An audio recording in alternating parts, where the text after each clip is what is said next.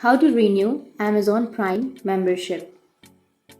So if you want to renew Amazon Prime membership, then what you need to do is first you need to open up your Amazon Prime application and make sure to log into your application. Once you've logged in, you need to go for the profile, which is on the upper right, and you just need to go for settings, which is on the upper right again. Once you're here on the settings, you need to scroll down and you can go for my account and go for manage account. And once you tap on manage account here, you will have your membership option, right? So if you have not added any membership, or if you don't have any membership, then it will ask you to set a payment method and you will have the membership, right? But if you don't have, or if you already have the membership, then you will have an option of remove membership, or if your membership has been expired, then you may have an option of renew Amazon Prime membership. You just need to go for set payment method, and then you can add your payment method and you can renew your membership. Or you can also renew your membership from the Amazon application itself. You don't need to be here on Amazon Prime.